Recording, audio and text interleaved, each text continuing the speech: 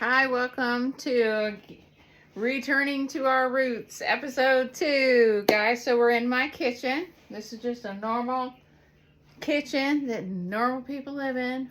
No fancy kitchen here. We're not trying to show off. We're just being our real, true selves. This is the whole point of getting back to reality, guys. Real reality. So today, before I want to go into the recipe that I have for the soap, which I'll put the whole recipe in the description, so don't worry about that. I have everything measured out so this process goes quick. The most important part about the soap is what's in it, what's the purpose of it, and what it's meant to do. Every soap should be moisturizing. Every soap should have a good slip. It should have a nice smell, but we have to be careful that we're not using fragrance oils. We have to use only essential oils, and this is why it's important to keep track of all the oils and what you're using in your soap, because you have to price your soap, and according to what kind of soap you're making is according to what it's going to cost for those essential oils. So what I have in this recipe today, this is going to be a chakra cleansing and grounding soap, and it's going to be a complete chakra system. It's going to be from the crown all the way to the root. And so most of my soaps, I think about them in a very methodical way. There's a lot of planning that goes into my soap. It's not just thrown together. So the first thing that I want to talk about is the oil itself. So this process I began with this soap using with whole resins. So I have two different kind of resin that I made this soap, and it's infused in this oil, and I still have some of it in the bottom. This is frankincense resin and dragon's blood resin. So I crushed it up in my mortar and pestle. I infused it all day long on very low heat, and then in the bottom of this is a piece of sacred charcoal, and there's a crystal in here in the infusion just to energize it. So this has been sitting here in my jar waiting for a couple of weeks now for the patchouli, because I had to order more. All right, so this is the infusion of dragon's blood resin and frankincense resin. Okay, so the mixture is intentional, and it's metaphysical, and it's therapeutic. Everything. Okay, so let's talk about what chakra zones are being helped in by what other things. And since I've added a couple things into here to round out the scent. But the dragon's blood resin is a grounding, protection, ancestral strength type resin. And if you notice in a lot of the ancient teachings, they talk about going out and collecting resin, like amber and different things like this. So dragon's blood is the first teacher in this soap, traditionally used for protection and strengthening, associated with vitality, life force, and resistance, grounds scattered energy back into the body, supports energetic boundaries, used for centuries in protection rituals, boundary work, anchoring intentions, and strengthening prayer and ceremonial tools. So it carries the archetype of the guardian. And so we begin at the root, because nothing above it can be stabilized without the root being good. If you don't have a good foundation, you have no legs to stand on, right? So this resin nourishes the root energy center, reminding the body that you're safe, supported, and you belong here. So for the second chakra zone, I have orange ginger essential oil. And this is going to help with flow, creativity, emotional movement. So once we set the foundation, we allow energy to move. So sweet orange brings joy, warmth, and emotional lightness, helps release heaviness without force, and encourages openness and creativity. Ginger activates circulation and movement, warms stagnant emotional energy, encourages confidence and forward motion. So the sacral chakra is not about indulgence. It's about healthy flow. So this combination keeps energy moving without destabilizing the root. So I use Lang Lang essential oil for the solar plexus, because this calms the nervous system, supports emotional regulation. It encourages self-worth without aggression, and it softens control patterns. So we're going to work here with soft power and not force on our solar plexus chakra.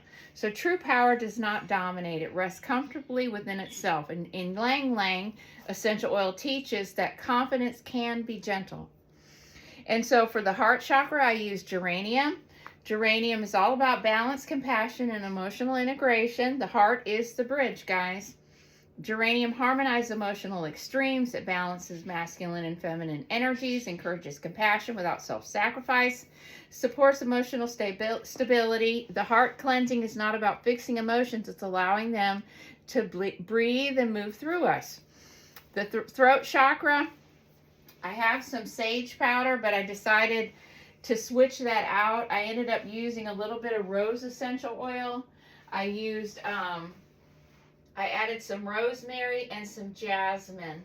So I also added in this recipe dehydrated beetroot, excuse me, beetroot, bentonite clay, coconut milk powder, excuse me. I use coconut milk powder in every single soap I use. Some I'll also use buttermilk powder, but I'm not going to use buttermilk powder in this soap. But it's really, really good for the slip.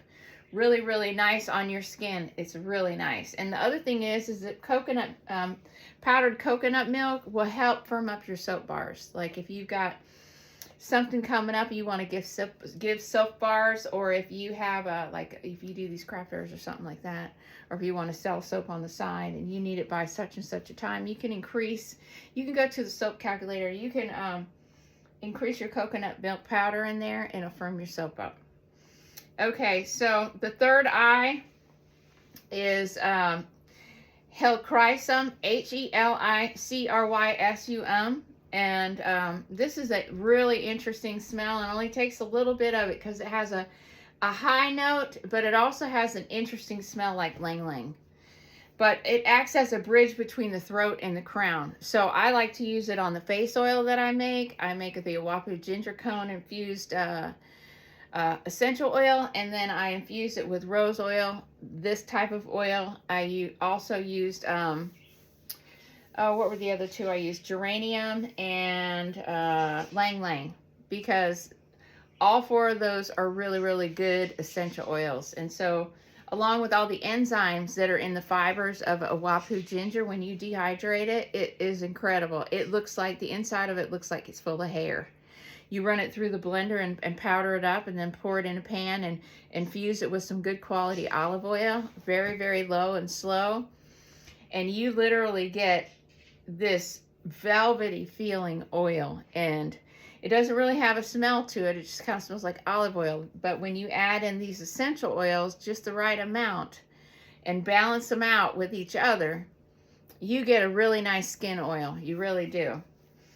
So it acts between a bridge between the throat and the crown. It promotes emotional integration, helps release old patterns without re-traumatizing, encourages steady, grounded insight, connects intuition to lived experience. And then frankincense, like I was telling you at the beginning, I used the frankincense resin. So this is stillness, connection, and sacred awareness. Frankincense completes this circuit of the soap. It calms the mental noise. It supports focused awareness. It encourages sacred presence, and it's used historically in prayer and temple work. So crown cleansing is not an escape. It's an embodied reverence. So we're going to turn this into some fantastic soap here. So here's the resin. I need 33 ounces of this. So let's weigh this out. What I like to do is I like to whip up my oil a little bit before I add in the lye. And the base of this soap is actually made out of beer. And I really like using beer in these types of soap because it really does something nice for the bar. So let's see, I need 33 ounces. Should be about almost all of my oil. 33,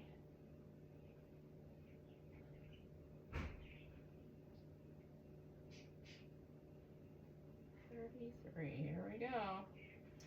Okay, 33. All right, we're right on the money. Okay, look at this beautiful red frankincense oil, guys. All right, let's put it in.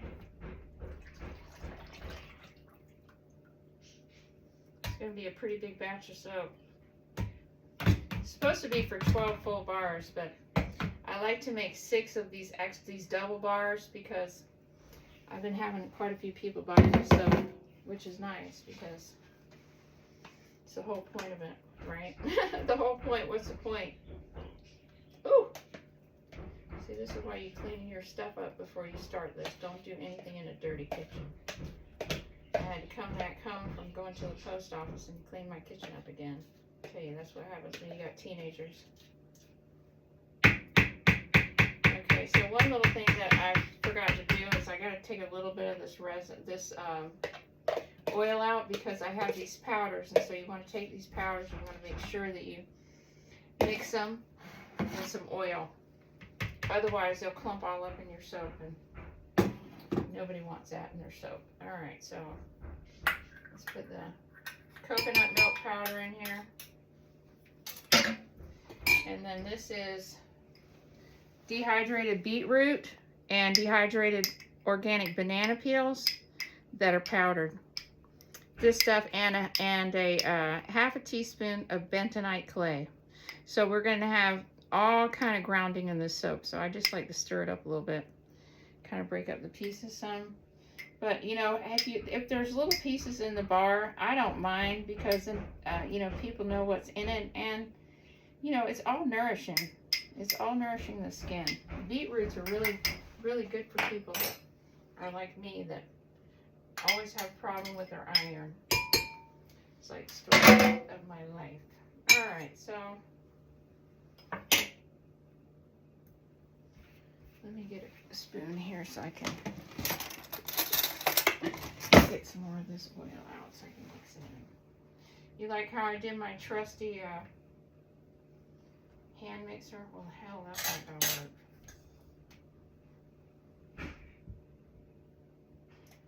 There we go. All right. So you just mix these guys up until you get a smooth little slurry like this. No big deal. We don't have to make this complicated. We're just making soap, guys. It's the intention. We know these are going to be really, really good for people. They're going to like it. It's going to be good for their skin. It's going to give them all kind of nutrition through their skin.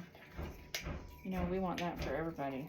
We want everybody to be well and thriving. All right, so here we go. All right, so we got that slurry mixed up. I'm super OCD, guys. I know it's terrible. All right, so I got to blend this for a minute, so bear with me. So this might take a few minutes. You have to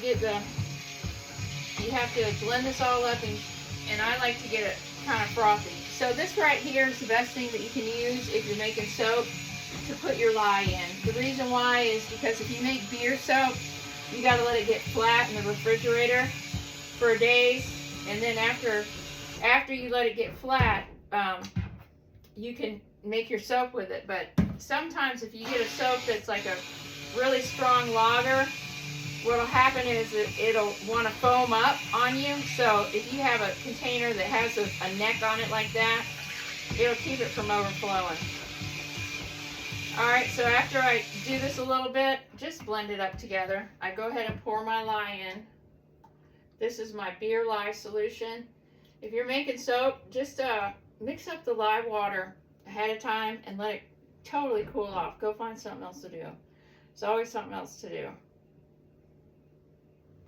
And then when it's cool, then you don't have to spend an hour with a stick blender.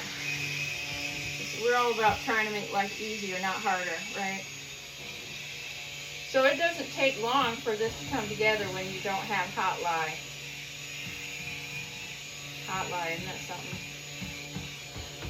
So yeah, this soap is turning out to be a really pretty color. But what I decided to do was for the new year is to make a matching bath salt blend to go with this.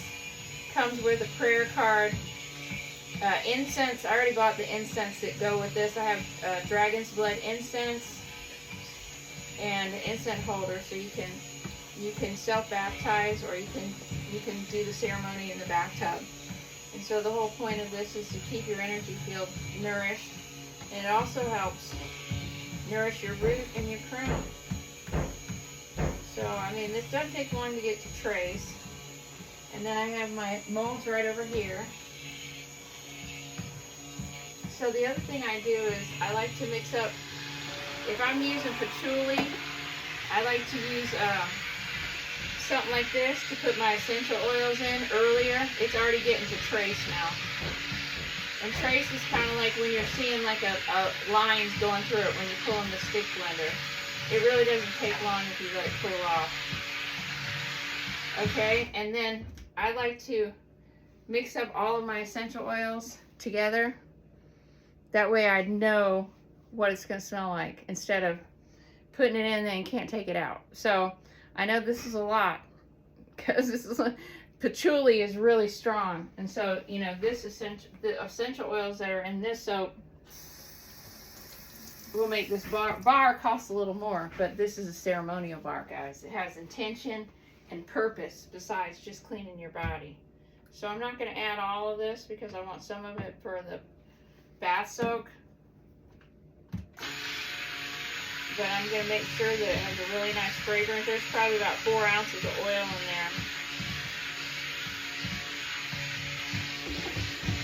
there. And we're also going to add in this last little bit of stuff here. It's had enough time to melt. So we'll add these powders in here. It's a couple tablespoons of the powders. The banana peel powder works really good for balancing out the smell, especially when you use strong essential oils like Belvier and patchouli. Man, my soap has gotten hard quick. Wow. I'm surprised that it got that quick, that fast. I mean, literally, the soap is done.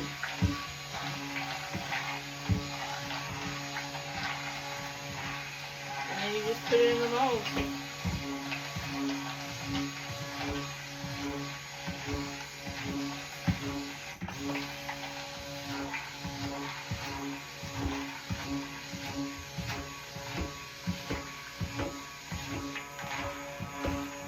It's ready. This is thick soap.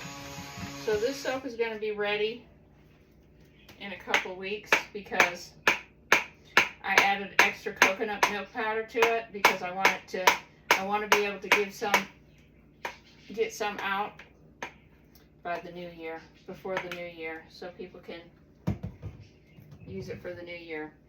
Now this smells pretty fragrant, so I'm probably not going to add much more essential oil, but I want to go ahead and stir this up, make sure I got all of those pieces mixed in here of the beetroot powder. And then I'm going to give it one more smell to check the, I think maybe a little more. Okay. And then I'm just going to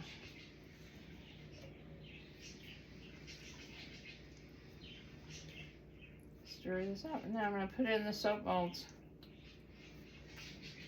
And then this is it. This is this bar. This is the ceremonial bar.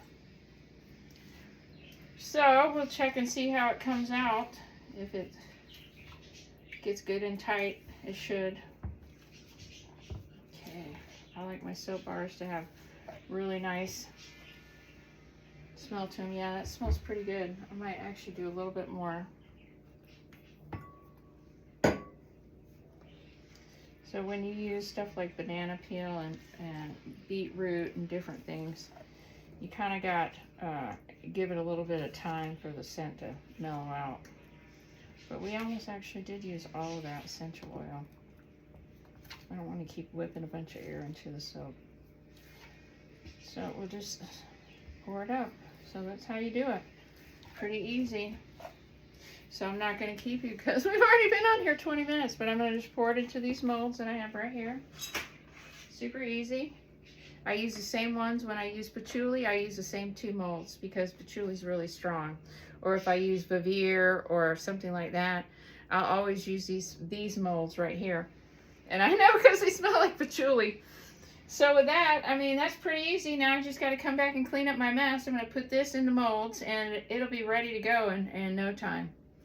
So thanks for taking a teaching course with me on making soap, and I'll put the recipe for this basic soap in. Well, it's nothing's basic about it, but I'll put the recipe in the description of how you can make basic soap, and you can make this recipe too, what it's got in it. So with that, I hope to catch you on the next one where we're getting back to our roots. We're returning to our roots. Thanks for watching. Bye-bye.